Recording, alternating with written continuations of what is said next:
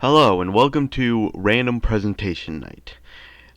This was an event where I, as well as four other people, made presentations, and then we all got assigned someone else's presentation and had to present it without looking at it first. And hilarity ensued. So, without further ado, enjoy. My presentation of the day is all about famous Fall Out Boy musician Gerard Way and the Swarm Tour, which is clearly about a migration of bees. Uh, okay. They're be warned, apparently. Be wary of that. Alright. So, this is what you are seeing on the right side of the screen is Gerard Way. He is a human that we know of. He is the lead singer of My Chemical Romance. I definitely knew that. Who uses he, they pronouns. And he is of an unlabeled queer gender. As you can see on the right image, Gerard Way is seen saying that they prefer to go by they, them. And we also have Goth Claudia, who might also be Gerard Way, now that I'm looking at it. So,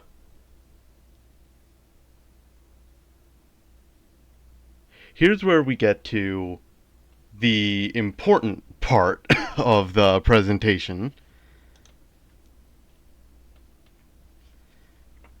This is Gerard Way in a as dressed up as a cat. I was going to say a cat costume, but it really depends on your definition of costume. And this really proves the point of Gerard Way's queer nature. Here we have Gerard Way in a cheerleader outfit, with the green going quite well with the green lights and the other miscellaneous lights that seem to be blue. Uh, it there is a W on the shirt, which I can only assume stands for Gerard. So,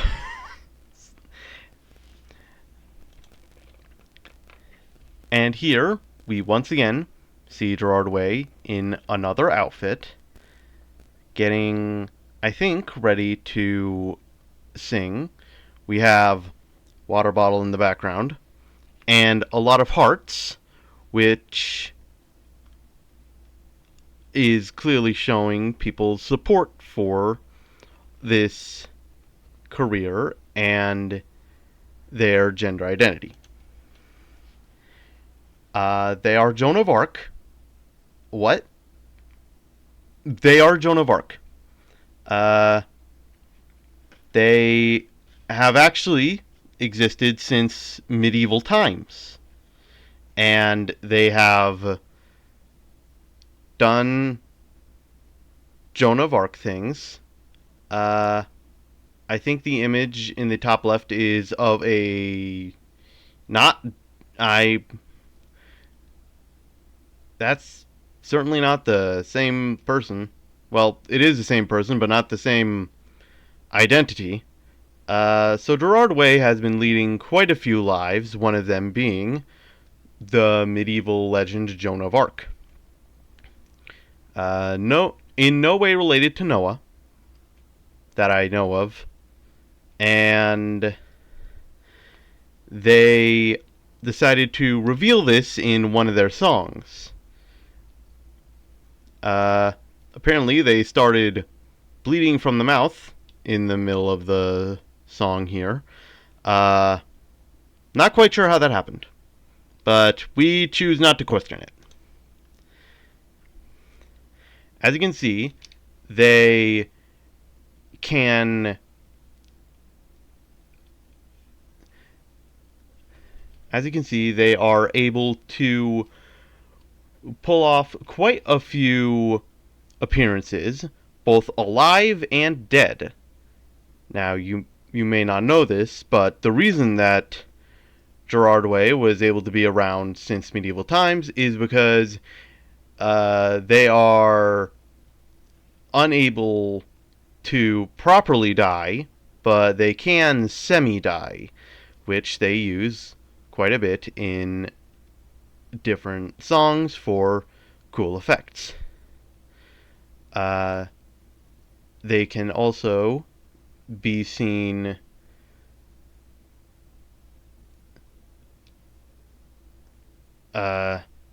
with a lot of red and yellow lights, and I'm trying to figure out what the purple text says, but it is cut off, so it doesn't matter.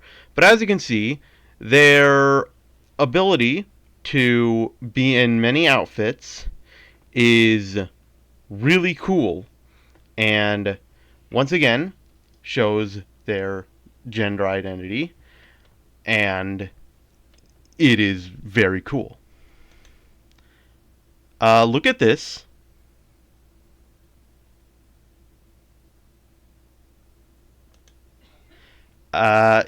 Here again is Gerard Way in a really cool outfit. We have the whatever that is, the thing that I'm pretty sure the Pillsbury Doughboy has one of those, and a red shirt that really ties the look together. And then we have these might all be from the same song. They probably are. I'm not sure what that machinery is they are carrying in the top right, but I'm sure that is nothing to be afraid of. It's probably just some camera work. At least I sure hope it is. Once again, they are able to pull off many looks, including this one. Gerard Way looks great in this outfit. They are even able to show up as a nurse. In the bottom right, they seem to be a nurse in the Silent Hill world, and otherwise they are either in front of a black background or in front of a black background with some green lighting, which shows the separation yet unity of their gender identity, and also their ability to resurrect themselves, as was mentioned before. And that's not all. We have Pool Boy at the Vampire Mansion, whatever that means. They are able to be a skeleton, as well as a skeleton.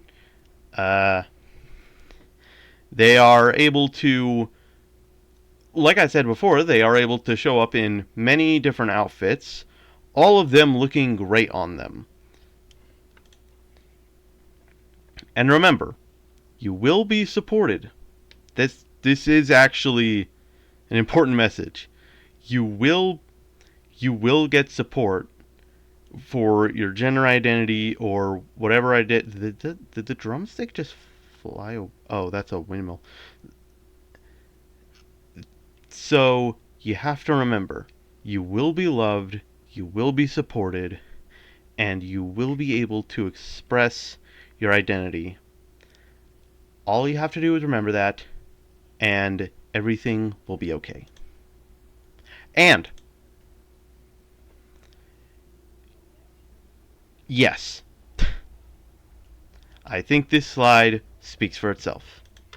Thank you. So we've got roller coasters. It's an introduction. I'm introducing you to roller coasters. I mean, I'm sure you've heard of them before because they're all over the place, but you might not have. You might not know what a roller coaster is. Who knows? I don't know. I know what a roller coaster is. Okay. Look, it's a roller coaster. You know what they look like now. Yeah, this is just, we're going to learn out the types of roller coasters. Sometimes they're made out of wood. Wood's easy. We've had the ability to make things out of wood for ages, so obviously this is the oldest kind. Okay, they've got some steel in them too, so the wooden part's a bit of a misnomer, but you know, there's wood. I don't recognize either of these roller coasters, but I think they're somewhere in America and they look pretty cool.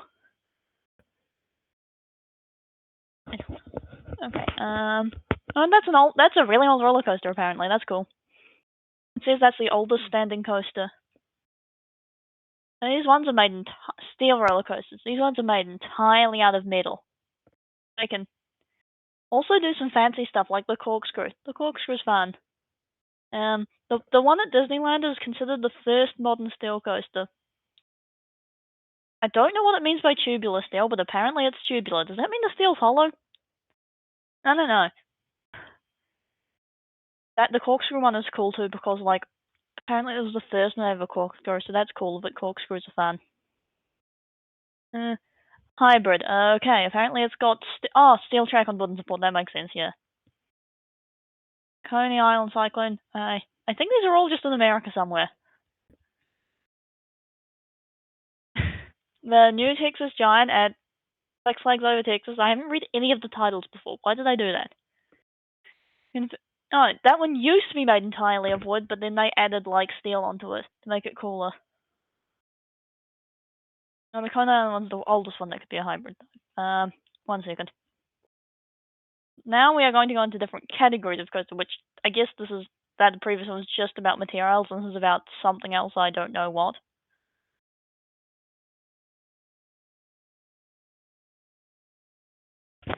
Lift hill? Oh, yeah, it goes up a hill. Pulls the coaster train up the hill via chain or cable. Yeah, I've seen these. This is the typical type of roller coaster. Well, traditional. I guess they've made them like this for a while.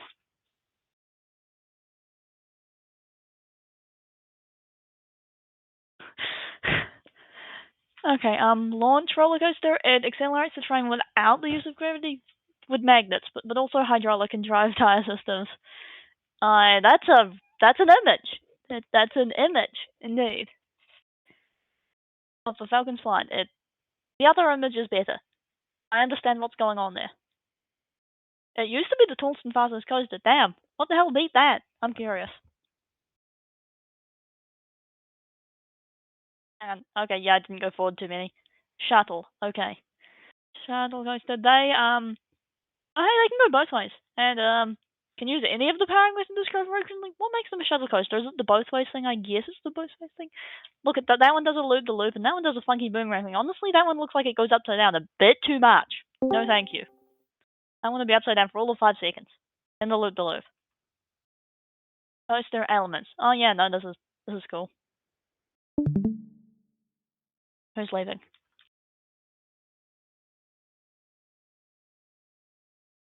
I know these. So sometimes it doesn't. Some non-inverting elements. These don't go upside down. It goes like up and down, or it's just around, but like vertically, and it goes like over it, like a camel hump thing, I guess. A few inverting elements. Oh my god, this is. Oh yeah, it goes upside down and stalls for a bit. That's just evil. Loop de loop. Loop de loop is awesome. An Intel man, but I don't really get what that means. Oh hi, Valerie, you're here now. I don't know what an entillment is or what it does, but it looks like that. Unique elements. Okay, Scorpion's Tail? That sort of just looks like a smaller loop-de-loop with possibly some more upside down afterwards or beforehand. A tilt track. That's scary. That's scary. Flash Time Fellow. No, that just looks cool. That's like a sort of water coaster. That's fun. Anyway, this seems to be the end of the slideshow. So this is Aquavine and why he's amazing and why he's terrible. This is Aquavine from Game. He's from Game. And he's awesome, and he's unique because he's awesome, but he also really sucks. Okay, so this character has a couple of gimmicks. He's a vine. Obviously, it's in the name. It's pretty clear, I hope. Yeah, it's not going to the second slide. It's not. Nope. Frozen. What the? Hold on. Fucking shit. Hold on. I already presented that. Can you see that? Yep. Yeah. Okay, cool. Anyways, so as I was saying, Aquavine has some gimmicks, obviously, as many video game characters do. He's a vine, obviously. This is true of the name. He has a land mode and a water mode, one of which is worse than the other. Watir, that's a move he can do. He can also do knockback inland, and he can pierce people when he's in the water. So the game he is from Plants vs. Zombies. So his stats, compared to the watermelon guy, who I'm gonna be honest, I forgot his name even though I made the presentation. My bad. Compared to this other character who is to the watermelon, who is max character, it does 160 damage and it costs 200. Aquavine, however, does 190 damage with 125 cost on level 2, which basically means he can one-shot a zombie, which is pretty overpowered. Also, he can kill this fucking roided up zombie in 6 hits, which is pretty good, especially if you have a max level guy who only 50 cost. That's pretty good. He is, however, he does have counters, which are both of these zombies, which the X is so large that I can't see them. This is a problem. However, because if you have a lot of guys coming out this guy, he's not going to be able to take all of them in time, especially if there's different zombies in the thing. Like if you get you have a bunch of these regular zombies, obviously. But also if you have the different ones that are countered from earlier, they're going to be able to get through the defenses. So you're going to want some other things on in your front yard or whatever to take those down as well. Other examples. These are some.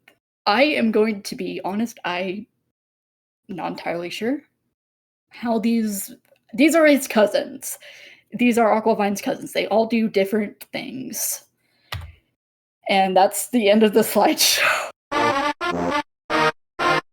Alright, here is a ranking of every pre-1.13 texture in Minecraft based on how good I think it personally looks. I'm not going to do that to you. However, I will highlight the 10 old textures that I have the strongest opinions on. You are welcome to argue with me about these because I made this presentation, so these are my opinions. Number 1, the old glass texture. It is objectively terrible. Why are all these lines in the glass? It makes it so it does not function as glass. Come on. Number 2, the old Netherrack texture. It's not that bad. Kinda like it. It kinda looks like it's made out of raw meat, but that's kinda fun. Number 3, the old diorite texture. They should just bring it back. It's effectively cheaper quartz or marble even. But on the other hand, there's the old granite texture. Eh, it's just disgusting. Like you. Number 5, the old mossy cobblestone texture. It's not that bad. The new one is just better. But it's not bad. Number 6, the old precious blocks textures. They are iconic and should never have been changed. I have personal beef with everybody who has ever hated on the lapis texture. You can meet me behind the Denny's if you have anything to argue about that. And the old emerald texture is pretty good too. Number 7, the old jungle log texture. Again, just ew. It's very green.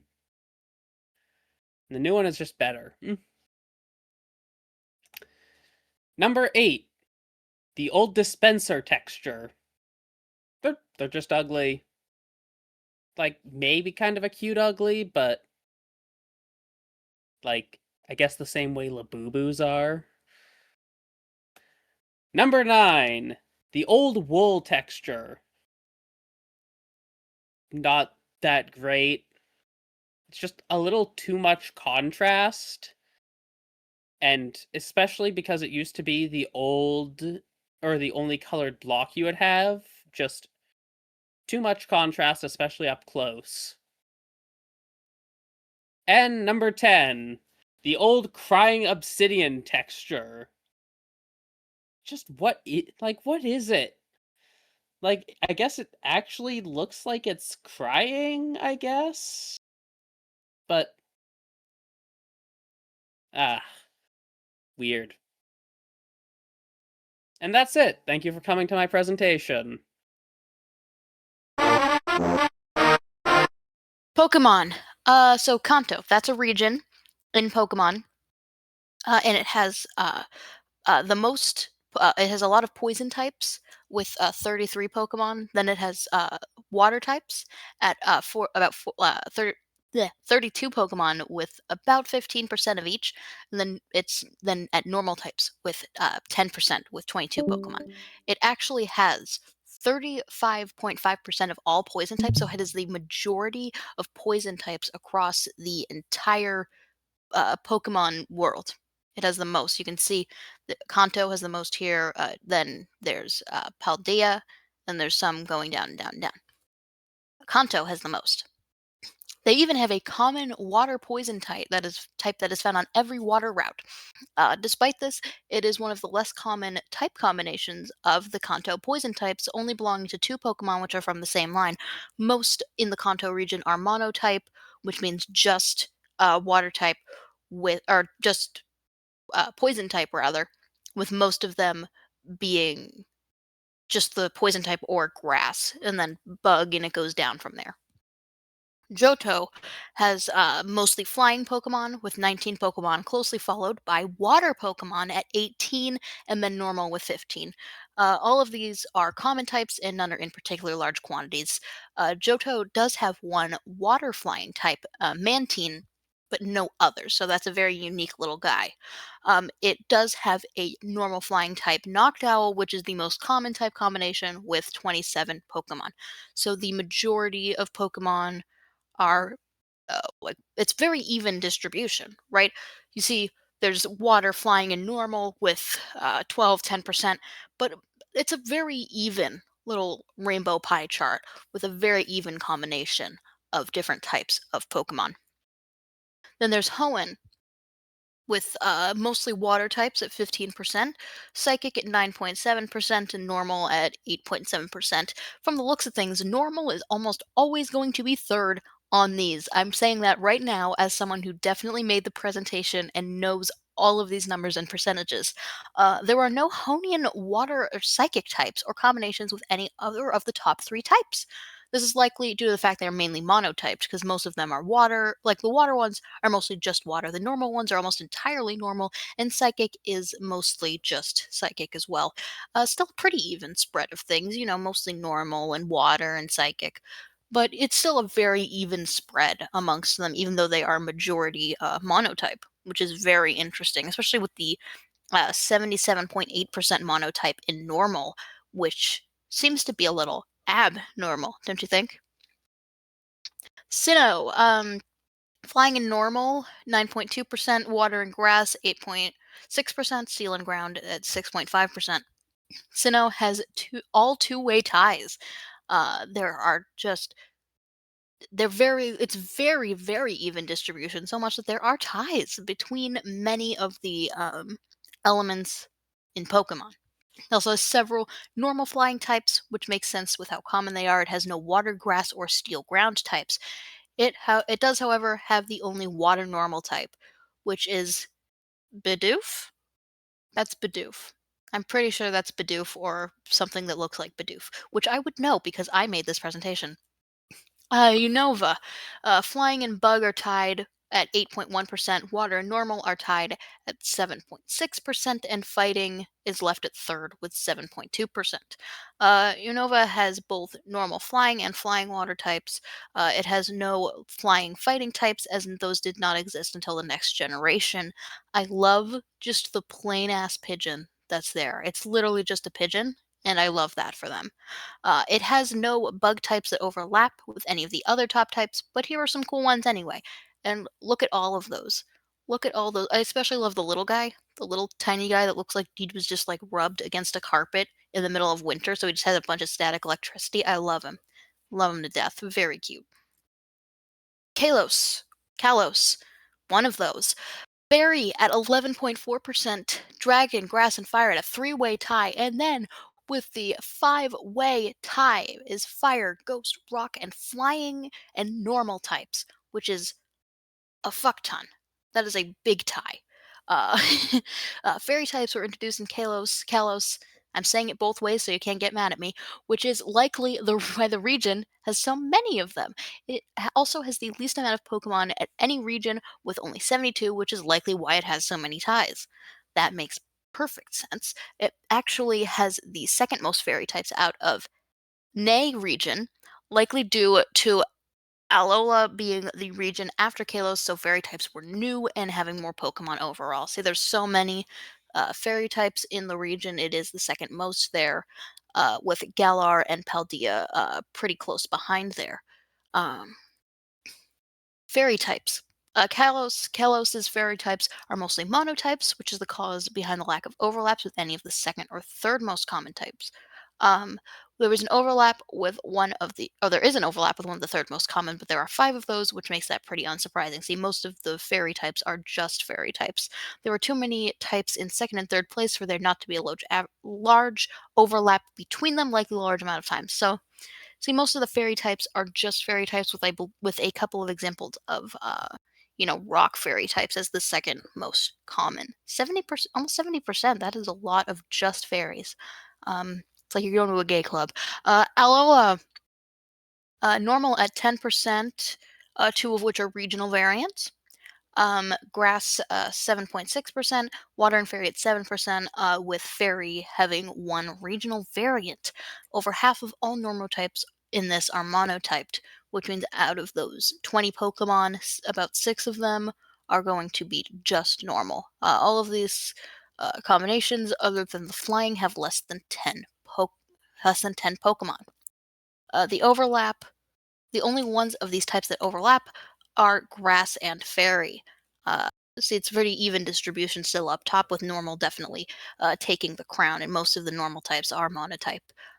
Galar, psychic at 9.2% with 15 Pokemon. 7 of which are regional. We're getting into the regional variants these last couple of areas here.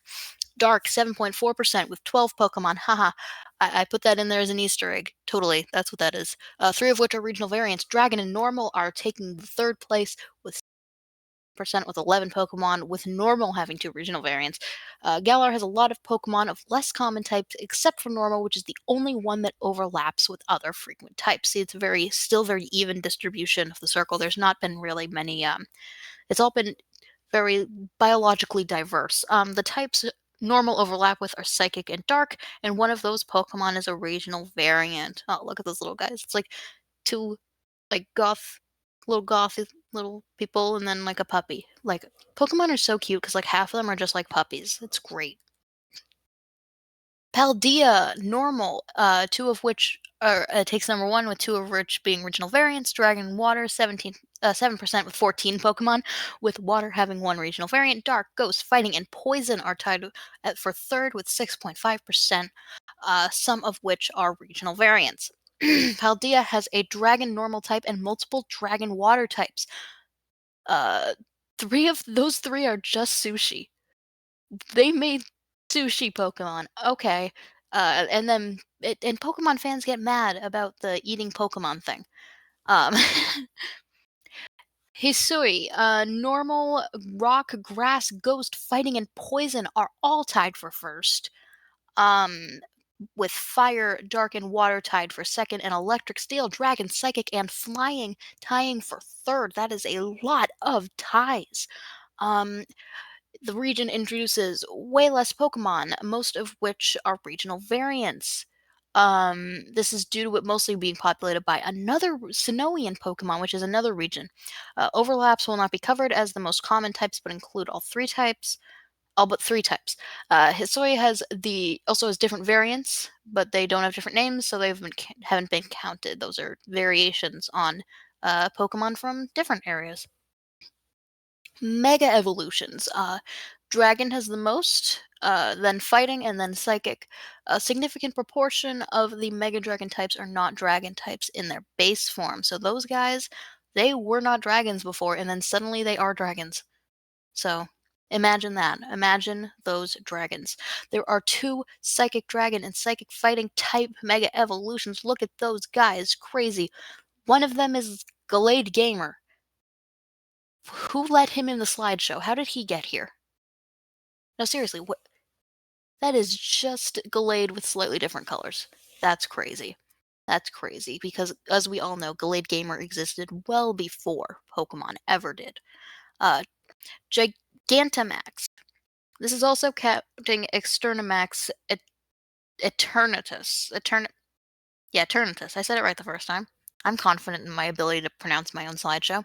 Water, 11.5%. Poison, 9.6%. Steel, Grass, Dragon, and Fire are tied at 7.7%. Grass and Dragon both overlap with Poison. None of the other third place types overlap with the top 2. That's interesting. Then we have like a Bulbasaur that looks like it transformed halfway into a plant and halfway into a cake. And then there's just like a chaos entity. Sure, let's go with that. And that is the end of the slideshow.